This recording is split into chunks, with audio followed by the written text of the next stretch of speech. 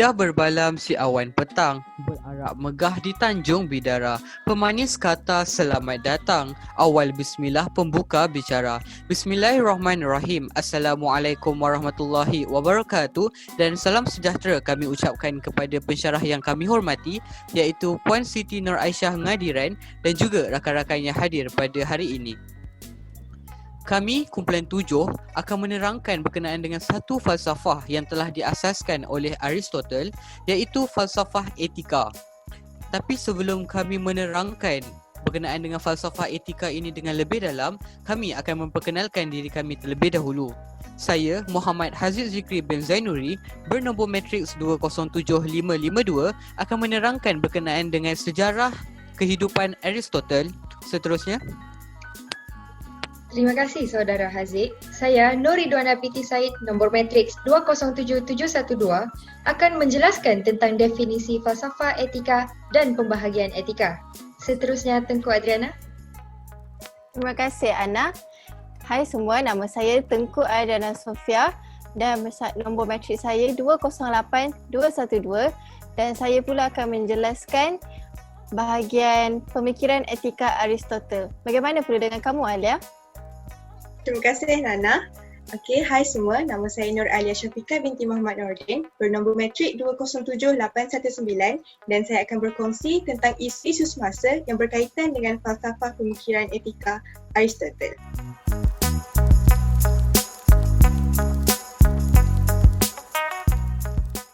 telah memperkenalkan diri masing-masing. Jadi saya akan meneruskan pembentangan pada hari ini dengan menceritakan berkenaan dengan latar belakang ataupun sejarah Aristotle sebagai murid dan juga sebagai guru.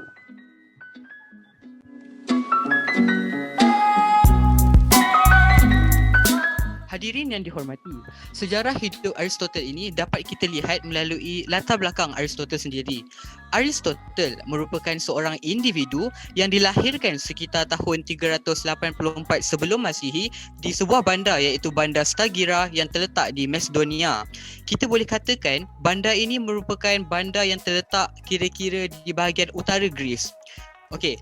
Aristotle ini mempunyai seorang bapa yang bernama Nicomachus yang merupakan seorang doktor peribadi kepada Amyntas. Amyntas ini pula merupakan seorang raja Macedonia ketika itu dan juga atuk kepada Alexander the Great.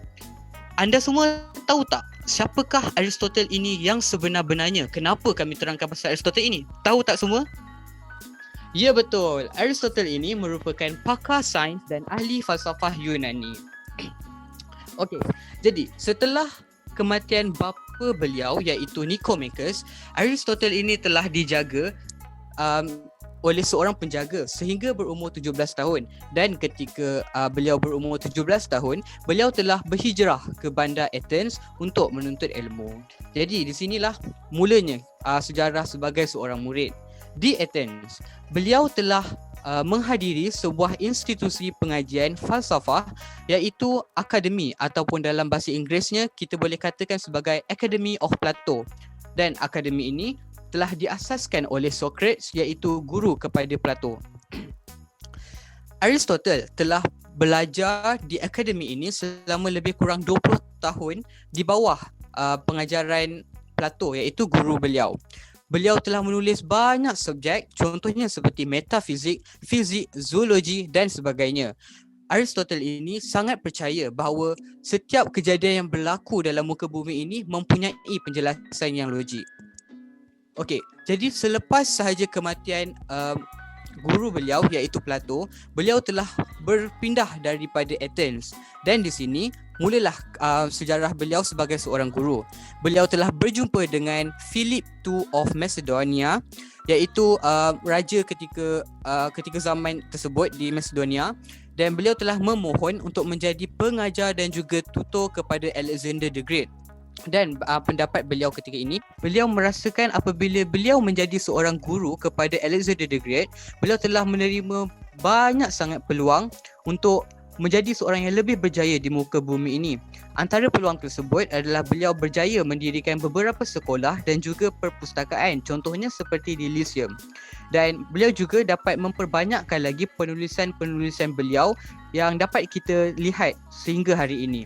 Jadi, beliau ini merupakan antara tokoh falsafah yang menyarankan setiap orang untuk mencari tempat untuk belajar dan belajar cara hidup dengan baik. Jadi, sekiranya anda ingin lebih faham ataupun lebih mengenali Aristotle ini, anda boleh scan atau mengimbas QR code yang telah kumpulan kami sediakan yang berada di infografi ini. Seterusnya, saya akan menyerahkan pembentangan ini kepada saudari Ridwana. Silakan saudari. Baiklah, terima kasih Haziq. Seterusnya kita akan beralih pula kepada definisi etika. Pertama sekali, pengertian etika berasal daripada bahasa Yunani iaitu ethos yang bererti kesusilaan atau kebiasaan. Etika biasanya berkait dengan moral yang merupakan istilah dari bahasa Latin iaitu mos dan dalam bentuk pluralnya mores yang bererti adat kebiasaan atau cara hidup seseorang dengan melakukan perbuatan yang baik iaitu kesusilaan dan menghindari perbuatan yang buruk. Etika dan moral hampir sama maknanya, tetapi dalam kehidupan harian terdapat perbezaan iaitu moral untuk penilaian perbuatan yang dilakukan sedangkan etika adalah untuk pengkajian sistem nilai-nilai yang berlaku. Etika adalah ilmu yang membahaskan perbuatan baik dan perbuatan buruk manusia sejauh mana yang dapat difahami oleh fikiran manusia. Pengertian falsafah etika pula terdapat dalam karya Aristotle iaitu Etika Nikomacheia. Etika adalah seperti yang berikut, iaitu pertama sekali terminus technicus. Pengertian etika dalam hal ini adalah etika dipelajari untuk ilmu pengetahuan yang mempelajari masalah perbuatan atau tindakan manusia. Melalui manner dan kostum pula, membahas etika yang berkaitan dengan tata cara dan kebiasaan atau lebih dikenali sebagai adat yang berkait dengan kudrat manusia dan dalam bahasa Inggerisnya inherent in human nature yang terikat dengan pengertian baik dan buruk, suatu tingkah laku atau perbuatan manusia. Pengertian dan definisi etika dari para filsuf pula pertama sekali iaitu prinsip-prinsip moral yang termasuk ilmu tentang kebaikan dan sifat dari hak atau lebih dikenali sebagai the principles of morality including the science of good and the nature of the right.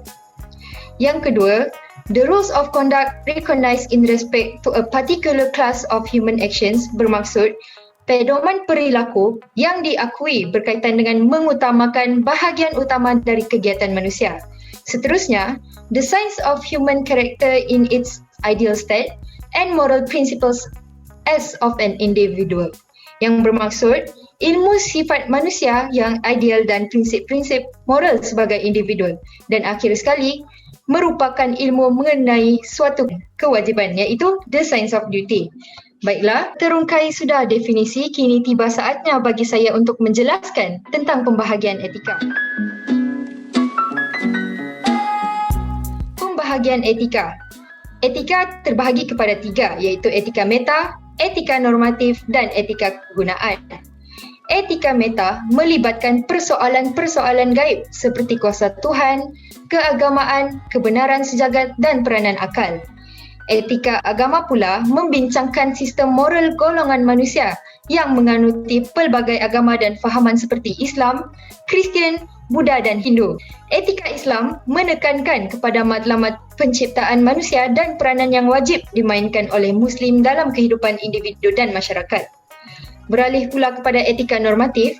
Etika normatif ialah etika yang membuat kritikan dan melakukan penilaian ke atas etika moral yang ada dan kemudiannya mencadangkan satu sistem yang standard untuk semua. Teori utama yang digunakan dalam etika ini adalah teori deontological iaitu menilai baik dan buruk pada tindakan dan teori teleological iaitu menilai baik dan buruk berdasarkan kesan tindakan. Seterusnya, etika gunaan. Etika gunaan membincangkan isu-isu khusus dalam kehidupan seharian meliputi pelbagai bidang seperti perniagaan, perguruan, perubatan, alam sekitar, sosial dan seks. Ini adalah penting menggubal etika yang dapat memberikan panduan dan mengawal bidang-bidang tersebut untuk kegunaan masyarakat. Etika gunaan adalah hasil penyelesaian terhadap masalah termasuklah etika meta dan etika normatif. Contohnya, etika perniagaan dan etika alam sekitar. Baiklah, kita akan beralih kepada Tengku Adriana pula. Teruskan. Terima kasih Ana. Baiklah, terima kasih. Jadi sekarang ini saya akan meneruskan pembentangan saya mengenai pemikiran etika Aristotle. Setelah kita melihat beberapa cabang etika yang diterangkan oleh Ana sebentar tadi, antara dua pemikiran etika Aristotle yang utama ialah pertama, mencapai kebahagiaan ataupun eudaimonia, iaitu tujuan utama manusia dalam kehidupan. Maksudnya, kebahagiaan itu ialah tujuan utama manusia dalam kehidupan seperti ciri-ciri tersebut. Pertama, manusia harus mempunyai harta yang secukupnya kerana tanpa harta yang cukup, mana mungkin manusia itu dapat membayar bil rumah, dapat membeli pakaian, membeli makanan untuk teruskan hidup. Kan? Bukan tidak, kita semua perlukan duit. Seterusnya, menjalin persahabatan dengan manusia lain. Contohnya, kita mempunyai rakan-rakan, karib ataupun rakan-rakan yang terdekat untuk meluahkan perasaan, untuk berkongsi pandangan, untuk dan juga kita selain daripada mempunyai ahli keluarga, persahabatan dengan manusia lain juga ialah penting kerana kita sebagai manusia kita merupakan makhluk yang perlu berkomunikasi. Itu ialah lumrah kita. Seterusnya, mendapat keadilan dari segi pembahagian barang mengikut keadaan masing-masing dan perjanjian memperbaiki kerosakan yang telah berlaku. Jadi daripada statement ini, kita dapat simpulkan keadilan ini ialah contohnya apabila kita berhutang dengan orang. Jadi kita perlukan dapat keadilan apabila kita berhutang dengan orang, apabila seseorang itu berhutang dengan kita mestilah akan menuntut balik hutang kita. Kerana itu ialah keadilan kita, itu ialah hak kita dan duit itu milik kita. Jadi kita perlulah mendapatkan hak kita balik itu mengikut hak kita dan menerima ganti rugi itu dalam keadaan yang seperti yang kita telah berikan. Tidak kira dalam bentuk kebendaan ataupun wang. Jadi itu ialah sebahagian daripada ciri-ciri untuk mencapai kebahagiaan dalam kehidupan. Seterusnya ialah teori etika kepribadian mulia. Ya, di sini teori etika ini menyatakan bahawa peribadi mulia dianggap satu keperluan untuk membolehkan seseorang melaksanakan aktiviti secara rasional. Sebagai contoh, tidak semua orang mempunyai kepribadian mulia daripada kecil. Ia perlu dibentuk. Mungkin daripada ahli keluarga ataupun daripada pengaruh rakan-rakan. Maka jika kita mempunyai kepribadian mulia, kita boleh melaksanakan kegiatan itu secara rasional kerana kita mempunyai keseimbangan dalam perlakuan, emosi, keinginan dan sikap. Supaya kita tidak terlebih ataupun kita tidak keterlaluan maupun terkurang. Maka jelaslah bahawa teori etika kepribadian mulia ini ialah penting dalam membentuk jati diri seseorang yang utuh. Maka kedua-dua teori pemikiran etika ini haruslah kita ketahui dan juga kita ambil refleksi macam muhasabah dalam diri kita. Adakah kita mempunyai kedua-dua falsafah ini ataupun kita dapat hubung kait dalam kehidupan kita. Saya serahkan seterusnya kepada Alia. Terima kasih Saudari Nana. Baiklah, setelah kita lihat rakan-rakan saya tadi menerangkan tentang latar belakang, tentang pembahagian etika dan juga tentang pemikiran etika Aristotle, jadi kini kita akan membuat perkaitan tentang falsafah etika ini dengan isu semasa yang berlaku di negara kita. Baiklah, jadi jika kita berfikir ataupun dengar je orang sebut etika, sudah tentu saya rasa perkataan pertama yang akan timbul di benak pemikiran kita ialah kes-kes rasuah. Jadi apabila kita berbicara tentang soal rasuah, kita dapat membuat perkaitan yang sangat jelas dengan falsafah etika Aristotle ini. Ini kerana orang yang mengamalkan rasuah adalah orang yang tidak mempunyai etika. Contohnya bagi penjawat awam, jika seseorang penjawat awam mengamalkan rasuah, dia dianggap sebagai orang yang tidak bermoral dan orang akan memandang buruk terhadap tingkah lakunya yang tidak mempunyai integriti ketika menjalankan tugas dan amanah yang dipikulnya. Baiklah, jadi saya hendak memberikan beberapa kes rasuah yang agak terkenal di Malaysia beberapa tahun lalu. Kes pertama ialah Dr. Kirtoyo, iaitu bekas Menteri Besar Selangor yang dipenjarakan selama 12 bulan atas kesalahan rasuah membeli 2 lot tanah dan sebuah rumah semasa menjawat jawatan sebagai Menteri Besar Selangor. Dan kes kedua adalah pegawai kanan polis yang disiasat terhadap kesalahan kes rasuah bernilai RM80,000. Jadi ini bukan sekadar mencemarkan nama sebagai seseorang individu, tetapi turut mencemarkan satu jabatan itu sekaligus.